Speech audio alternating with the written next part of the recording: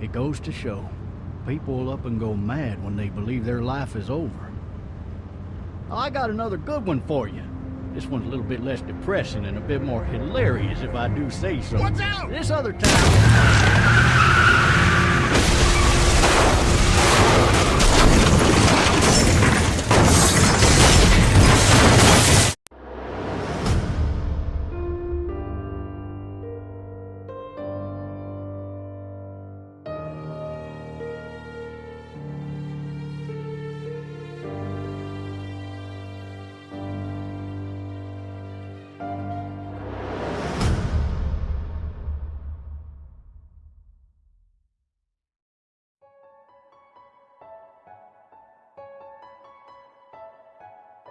Lee comes from Macon, Georgia. His mother, father, and only brother worked at the family's pharmacy in Macon.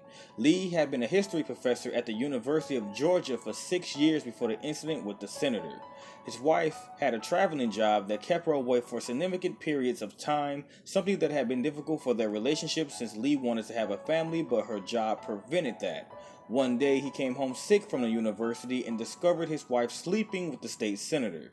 Angered, Lee killed him in a fight. For this, he was convicted of murder. Lee later claimed that the two got into a fight and he killed him by accident.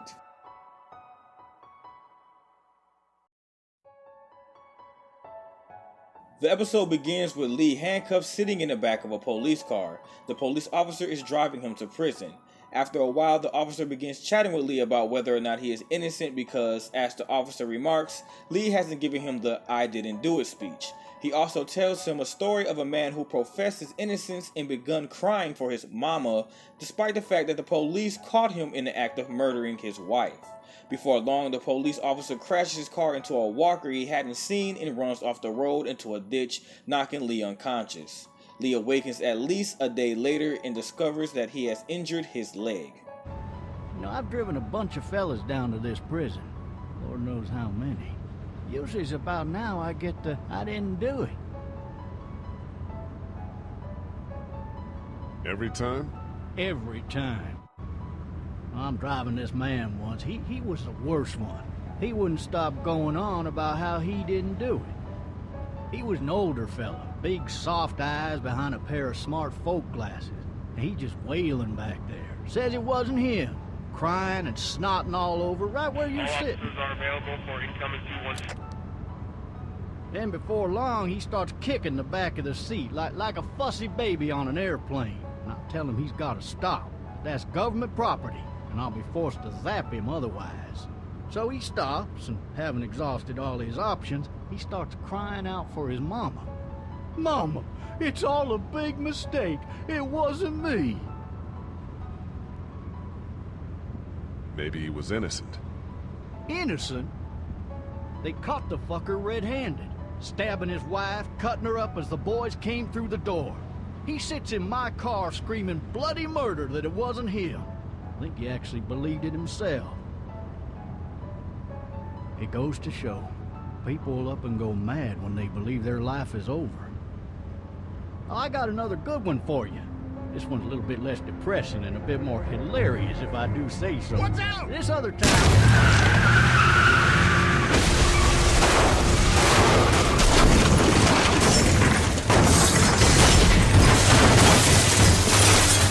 He breaks out of the wrecked cruiser and walks towards the apparently dead police officer as a result of self-defense from the walkers. After Lee unlocks his cuffs with the keys he found on the dead policeman, the officer reanimates and attacks him, and Lee is forced to kill it with the shotgun that fell from the cruiser during the crash.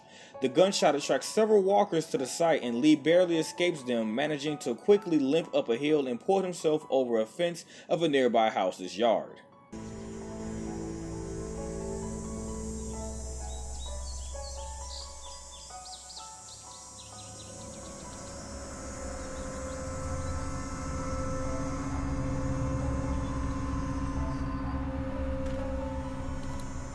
The officer's shotgun's over there. Officer?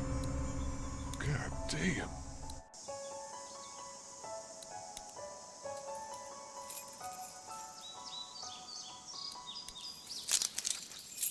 Shit.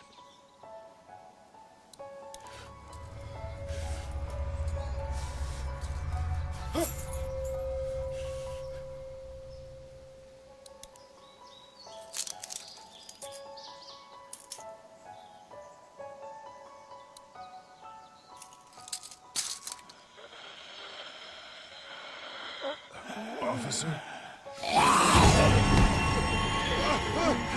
Holy shit!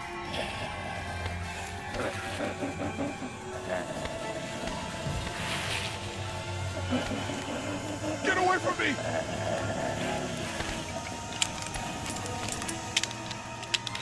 Shit! Where are you?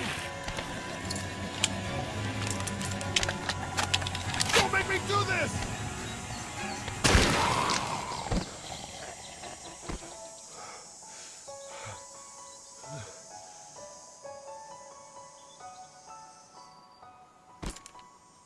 Man.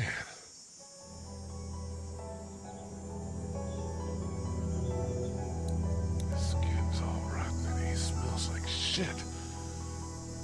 What the hell is this? Help! Go get someone! There's been a shooting!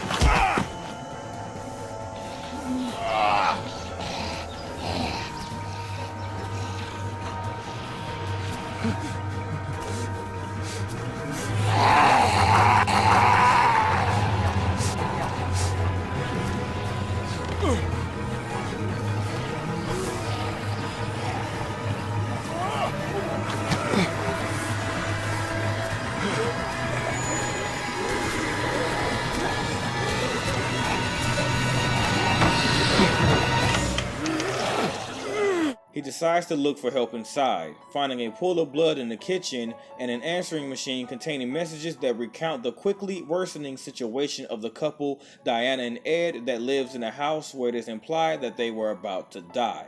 He discovers a handheld two-way radio in the kitchen drawer and is contacted by Clementine, the young girl who lives in the house. She has been hiding in the treehouse while her parents were away in Savannah. Clementine suddenly screams and Lee is attacked by a zombified Sandra, Clementine's babysitter. Lee is nearly bitten several times but eventually kills the walker with a hammer Clementine gives him. Lee promises Clementine that he'll look after her until they find her parents. Clementine asks what should they do now, and depending on what Lee chooses, Lee and Clementine either leave the house immediately or wait until dark sets in. 3, left at 6:51 a.m. Clementine, baby. If you can hear this, call the police. That's 911. We love you. We love you. We love you.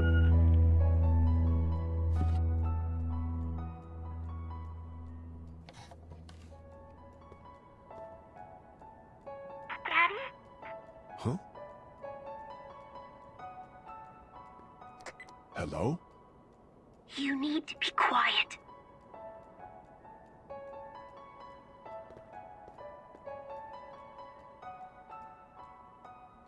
Are you okay? I'm okay.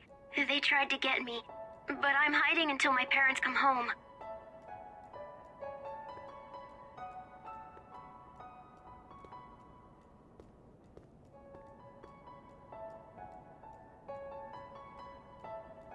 What's your name? I'm Clementine. This is my house. Hi, Clementine. I'm Lee. How old are you? 8. And you're all alone? Yes. I don't know where anybody is. How old are you? I'm, 37. Okay. Where are your parents? They took a trip and left me with Sandra. They're in Savannah, I think. Where the boats are? Are you safe? I'm outside in my treehouse. They can't get in. That's smart. See? Can you see me? I can see you through the window.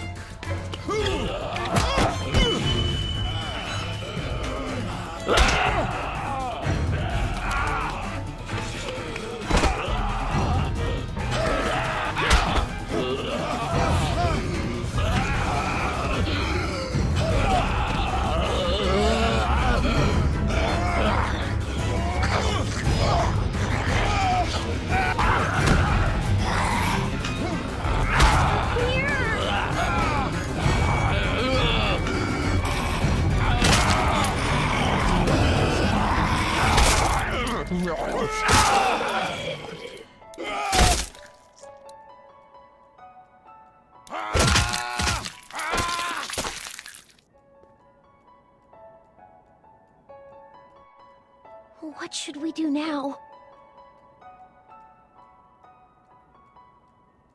We need to find help before it gets dark. Yeah, it's not safe at night. Let's go. Stay close to me. They head outside to meet Sean Green and his friend Chet. The two friends are trying to get to Sean's dad's farm, but the road is blocked by cars. In exchange for his help in clearing the cars out of their path, Sean offers to take Lee and his daughter with him for safety. Before thinking about the consequences, Lee blurts out that he is not truly Clementine's father, and he is then forced to come up with an explanation as to why he is with her. He can either tell the truth or claim that he is a neighbor/babysitter. Hey, man! Holy shit! Don't eat us! We're not gonna hurt you. Yeah.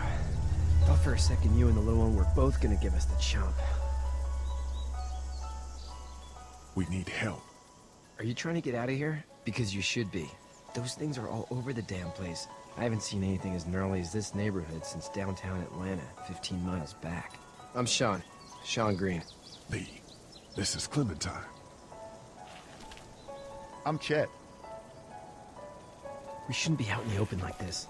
How about you help us clear the way, and we'll take you and your daughter out of here and down to my family's farm. It should be safer there.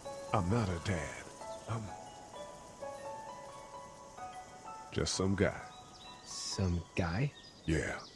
She's alone? Let's get going. Staying put for too long is a mistake. Chet leaves and Sean introduces Lee and Clementine to his father, Herschel Green. Herschel asks Clementine if she knows Lee. She says yes, and Herschel takes care of Lee's leg. Herschel questions Lee about his whereabouts and doings before the apocalypse. It is Lee's choice to either lie to Herschel or to be honest with him. The next day, Lee is introduced to Kenny Jr., also known as Duck, Kenny, and Katja, and helps around the farm. If Lee lies to Herschel, he confronts him about his dishonesty in the barn. Regardless of Lee's previous answers, Herschel also tells him that trust and honesty are important when dealing with other people, especially with the trying times ahead. As they talk, someone screams and they leave the barn to investigate. Herschel gets his gun while Lee runs to see what's going on. When Lee gets to the source of the noise, he sees Sean pinned under a tractor tire. It appears Duck, sitting on the tractor, inadvertently traps Sean. There are 3 walkers near the tractor. 2 try to get Sean, and 1 tries to get Duck.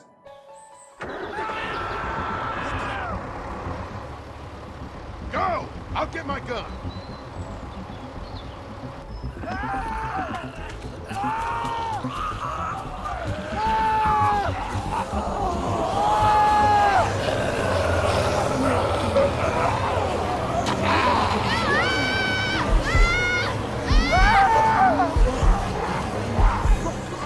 Lee can choose to save Duck or Sean, but regardless of his choice, Sean dies. The only thing the choice affects is how Herschel acts towards Lee. If Lee saves Sean, he thanks Lee but blames Kenny, and if Lee saves Duck, he is angry with both of them.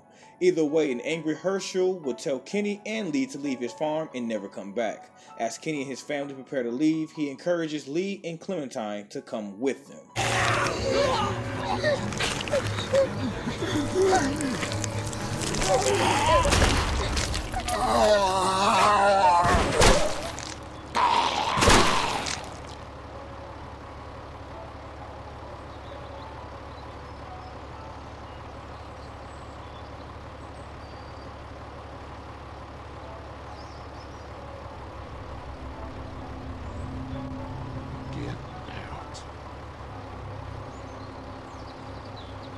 Get the fuck out of here! I'm sorry. Sorry? Your son is alive. You don't get to be sorry. And you didn't even try to help.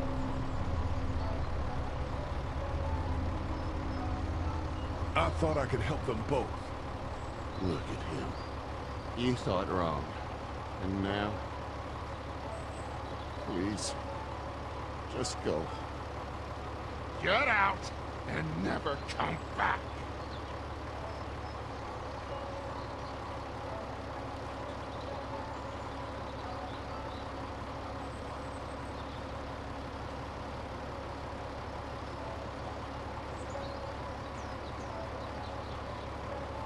You've got that ride to Macon if you want it.